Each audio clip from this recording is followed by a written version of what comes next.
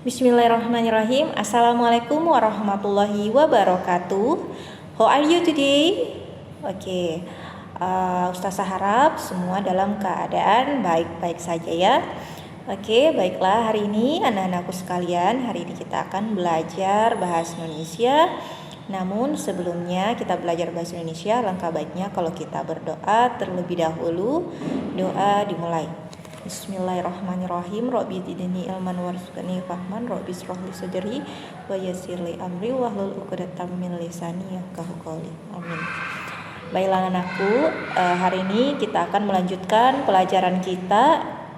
Namun sebelumnya silahkan kalian menyiapkan terlebih dahulu alat tulis kalian, buku tulis kalian, dan buku paket bahasa Indonesia kalian yang seperti ini. Oke, baiklah anak-anakku sekalian, kemarin kita sudah mempelajari tentang materi berita. Hari ini kita juga masih belajar tentang berita, tapi hari ini kita akan belajar menyampaikan informasi dalam bentuk berita. Nah, yang kemarin siapa yang masih ingat pelajaran kita yang kemarin? Pelajaran kita yang kemarin adalah struktur teks berita dan kaidah-kaidah kebahasaan dalam teks berita. Ada yang masih ingat apa saja struktur berita? Oke, bagus sekali. Jadi ada 3 struktur berita. Yang pertama ada bagian kepala, yang kedua ada bagian tubuh, dan yang ketiga adalah bagian ekor.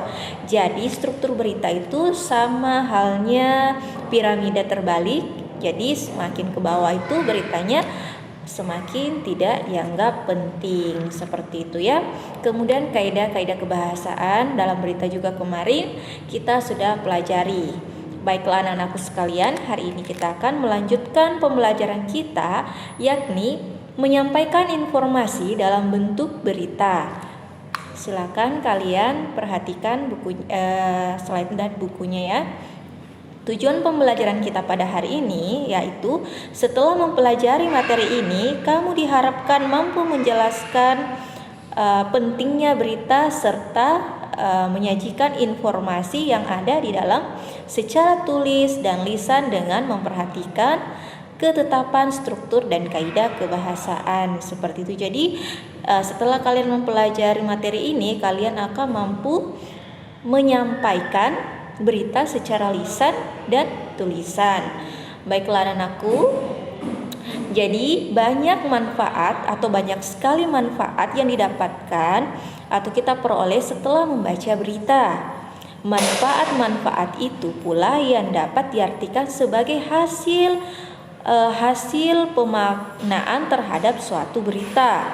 Jadi dari Kamus Bahasa Indonesia, dari Kamus Besar Bahasa Indonesia, arti memaknai adalah memberi makna. Sedangkan makna itu sendiri arti atau maksudnya perkataan.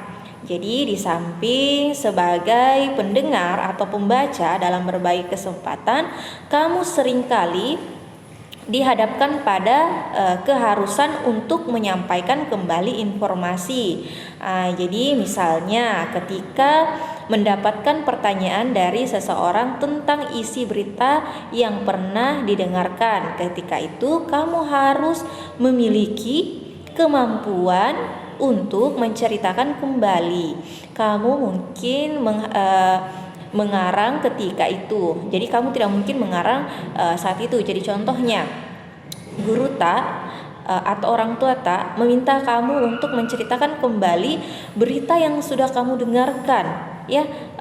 Contohnya si A coba ceritakan kembali berita yang sudah kamu dengarkan. Kamu harus bisa menceritakan dengan baik. Jadi di situ kamu tidak usah untuk mengarang. Jadi tidak perlu untuk mengarang ya. Seperti diriwayatkan dalam Al-Qur'an ya, surah Al-Hujurat ayat 6, bahwa ketika kita mendengarkan berita, kita harus dulu meneliti berita tersebut. Jadi berita tersebut tidak boleh ditambah-tambah dan tidak boleh dikurangi. Karena ketika hal itu terjadi, maka terjadilah musibah atau malapetaka untuk kita sendiri. Jadi beritanya juga harus dihafal Bu Guru. Beritanya tidak harus dihafal, tidak mesti dihafal. Jadi cukup kamu tahu unsur-unsur beritanya 5W tambah 1H itu mungkin bisa kamu menyampaikan kembali ke orang lain. Jadi kamu cukup dengan memahami ide-ide pokok berita itu, kemudian kamu menceritakannya berdasarkan kata-katamu sendiri. Dengan demikian, pemahaman tentang ide-ide berita sangat penting ketika kamu akan menceritakan isi suatu berita berdasarkan ide-ide itu. Itulah kita bisa menyampaikan kembali berita dengan secara ringkas seperti itu. Jadi menyampaikan berita dengan menggunakan bahasa tak sendiri. Oke, sampai di sini ada pertanyaan. Jika ada pertanyaan langsung di kolom komentar ya.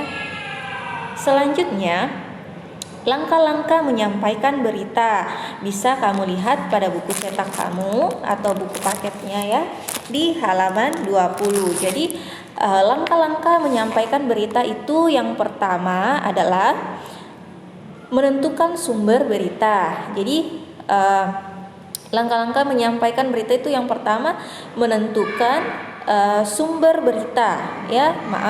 Maksud Ustazah menyampaikan menentukan sumber berita, yakni berupa peristiwa yang menarik dan menyangkut kepentingan orang. Yang pertama. Kemudian yang kedua, mendatangi sumber berita, yakni dengan mengamati langsung dan mewawancarai orang-orang yang berhubungan dengan peristiwa itu. Contoh, kamu ada kabar telah terjadi kebakaran di Jalan Melati. Kamu langsung mendatangi TKP-nya. Setelah itu kamu tanya orang yang bersangkutan, warga yang betul-betul paham tentang kejadian itu, ya. Jadi betul-betul kamu bertanya sama orang yang paham tentang kejadian itu. Jadi jangan sampai berita yang kamu sebar nanti jadinya hoax ya. Kemudian yang ketiga, mencatat fakta-fakta yang ketiga mencatat fakta-fakta yang penting. Jadi di sini mencatat fakta-fakta yang berkerangka pada pola adik Simba. Jadi hal-hal yang pentingnya itu otomatis apa, ya, di mana, kenapa, siapa, mengapa, dan bagaimana, seperti itu ya.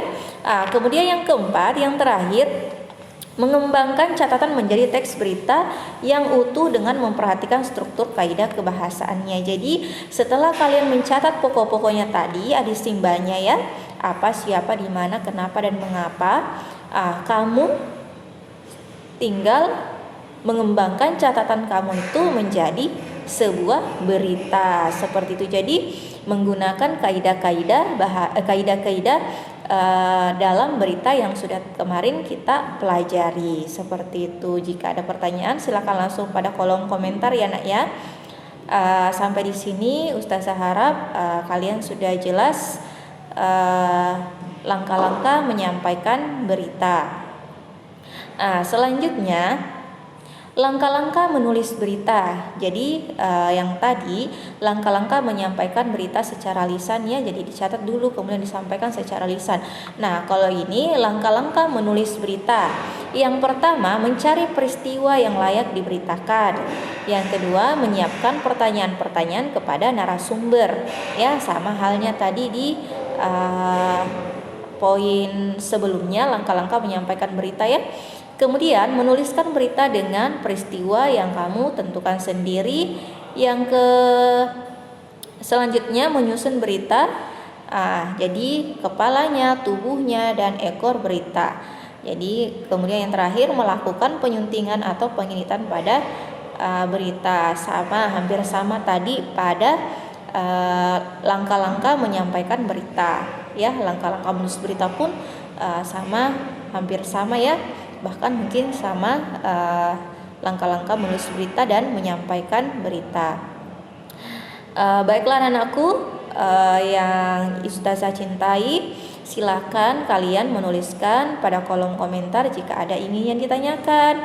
Dan ingat, silakan menuliskan namanya juga di kolom komentar dan kelasnya sebagai absen kita pada hari ini. Jadi ustazah tidak tidak mau lihat lagi kalau ada bilang ustazah saya lupa tulis nama saya, berarti saya hadir ya. Jadi kalian silakan menuliskan namanya pada kolom komentar dan kelasnya supaya dianggap hadir. Oke, kalau sudah tidak lagi pertanyaan, seperti yang ustazah tadi sampaikan bahwa pentingnya kita belajar berita dalam Islam sudah tertuliskan pada surah Al-Hujurat ayat 6 yang artinya, hai orang-orang yang beriman, jika datang kepadamu fasih membawa suatu berita, maka periksalah dengan teliti agar kamu tidak menimpa suatu musibah kepada kaum tanpa mengetahui keadaannya yang menyebabkan kamu menyesal atas perbuatanmu itu. Jadi dijelaskan dalam Islam kalau ada berita yang sudah sampai sama kita, silakan diperiksa dulu baik-baik ya. Jangan langsung percaya begitu saja, karena jangan sampai beritanya hoax tapi kamu sudah terlanjur menyebar ke orang lain ya, seperti itu. Oke, mungkin cukup sampai di sini pertemuan kita. Syukran jasakillah yang sudah memperhatikan video pembelajaran hari ini dari awal sampai akhir tanpa ada yang di skip. Akhir kata, akhir pelajaran, marilah kita sama-sama membaca doa kafaratul majelis. Subhanakallahumma wa bihamdi asyhadu an la ilaha illa anta astaghfiruka wa atubu ilaik. Assalamualaikum warahmatullahi wabarakatuh. Syukran.